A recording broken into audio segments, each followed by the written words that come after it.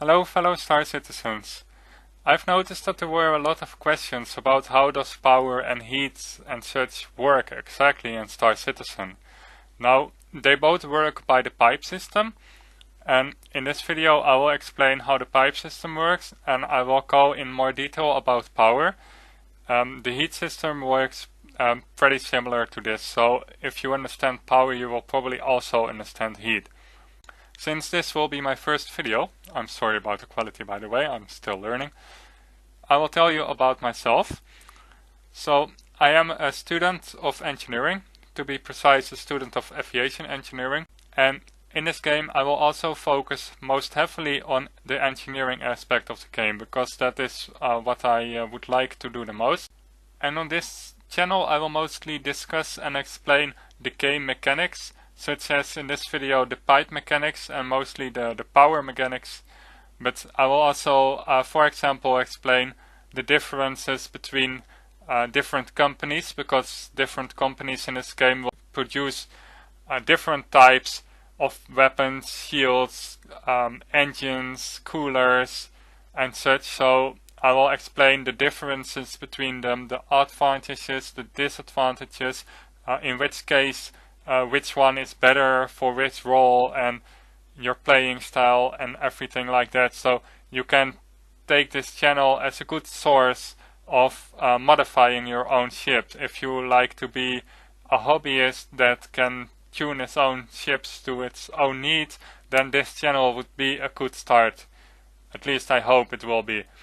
My organization in-game will focus heavily on selling pre-customized ships, and you can also come to us if you want us to customize a ship for you or a specific module. We will also provide services for repairing and modifying or even overclocking your modules or entire ships. Now let's start with the actual explanation. As you can see in this picture, the ship modules are connected to each other with pipes.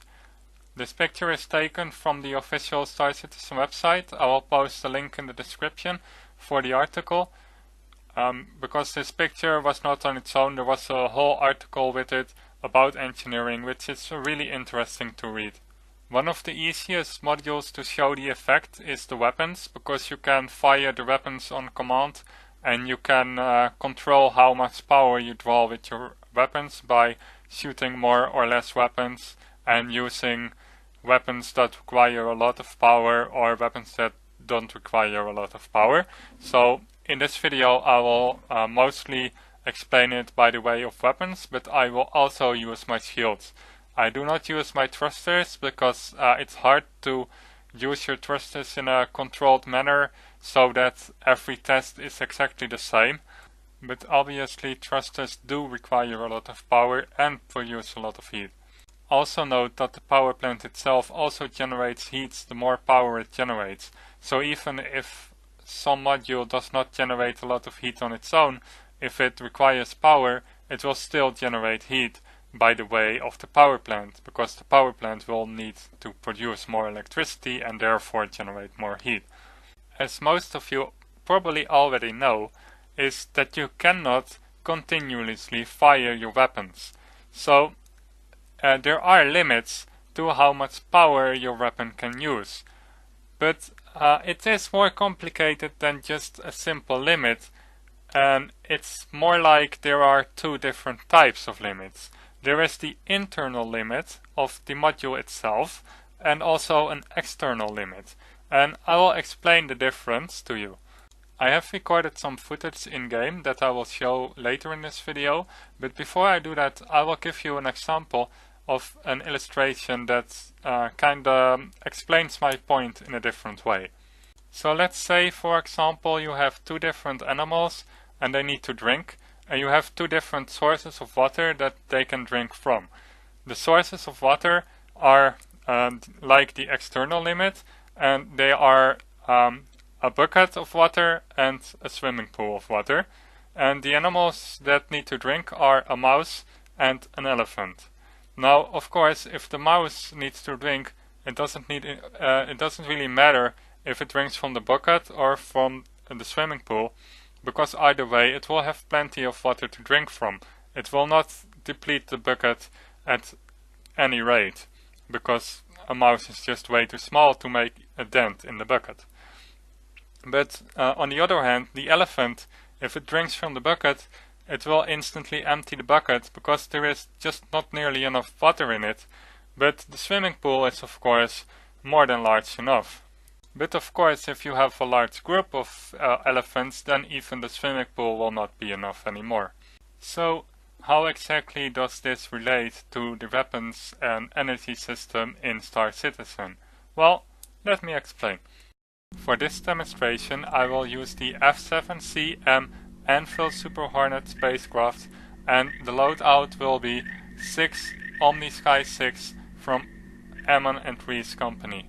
The Anvil Super Hornet comes standard fitted with the Ammon and Reese All-R7 Ultra Overdrive fusion engine, which can provide 1000 energy units per second. The Omni Sky 6 has a fire rate of 160 shots per minute, while each shot draws 70 energy in power. That means that if I have 6 Omni Sky 6s firing all at once at the maximum possible rate, then that would require a maximum of 1122 power, which is just above what our power plant can deliver. The Omni Sky 6 has an internal battery that can provide 600 energy, which is just about 8 shots. The Omni Sky 6 requires 187 energy per second to fire continuously, but the recharge rate of the battery is only 85 energy per second. So even with this power plant, it cannot deliver enough power to recharge the battery before it drains. This is because the internal limit of the weapon itself is reached and not the external limit of the power plant. The power plant can easily handle it so far. And as you can see, even when I fire 4 weapons, it will recharge at the exact same rate as 2 weapons did. It is only when I fire 6 weapons that I start to reach the external limit of the power plant. Of course, this is only when I do not use the shields and when I am stationary. So my thrusters and my shields are not eating up the power. But as you can see, when I fire 6 weapons, it will recharge slightly slower. In this example, I will disable my shield and then turn it on again, and after that I will fire all my weapons simultaneously. This will really drain my power supply, and as you can see, the weapons will recharge much slower and the shield will take a long time to regenerate.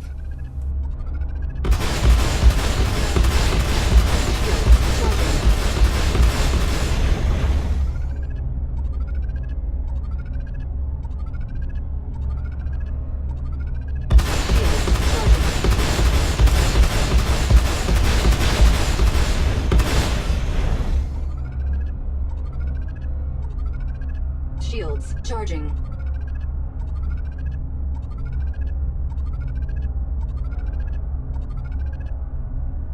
Shields full. This time I will turn off the shield and turn it back on again, and I will not fire my weapons, so that the shield can draw all the power it needs. You will see that it will still take a long time to regenerate, but this time it's not because it doesn't have enough power, but it's just a very big shield, so it still takes a long time to regenerate, even if it has all the power it needs. Shields charging.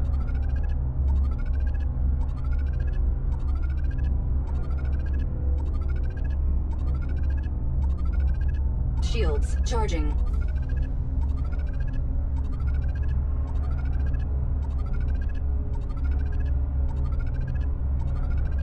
Shields charging.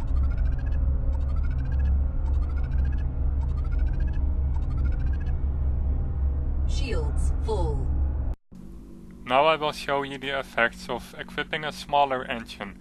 In this case I will equip the Lightning Power Limited Powerbolt Quantum Vortex engine. This engine comes standard on the F-7C Hornet as well as the F-7CR Tracker Hornet. It is also currently on the F7CS Ghost Hornet, but that is just a temporary solution. This engine provides only half the power of the previous engine. While it does have enough power to support up to 2 Omnisky 6 weapons, it does not have enough for 3, 4 or even 6 of them. As you can see in the following demonstration, you will see that the more weapons I use, the quicker the power plant will be depleted. It will have serious trouble keeping up with the power supply that is required by these weapons.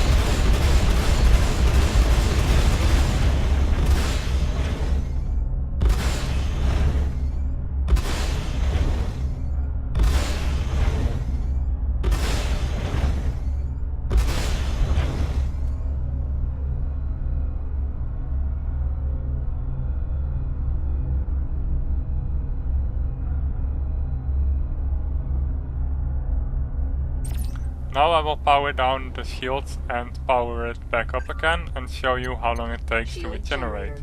As you will notice, it will take exactly the same time to regenerate as it did with the other power plant.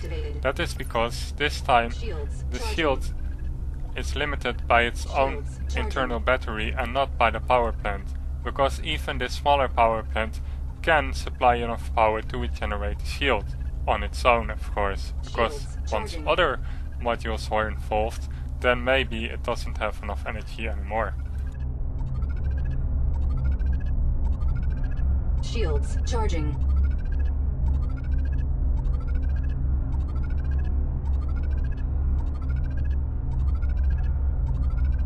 Shields charging.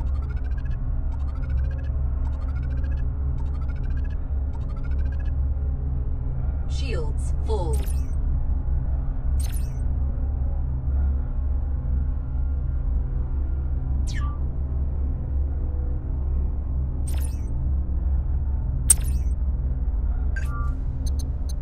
As you can see in the following demonstration, it doesn't make a difference if I put all the power to the second group, that is, the group with the shields, because it was already getting all the power. I was not using the thrusters or the weapon systems, so the shield had all the power it needed. So therefore it doesn't make any difference at all. Shields charging.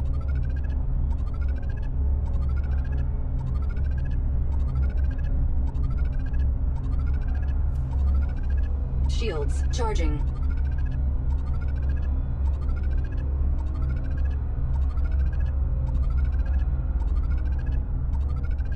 Shields charging.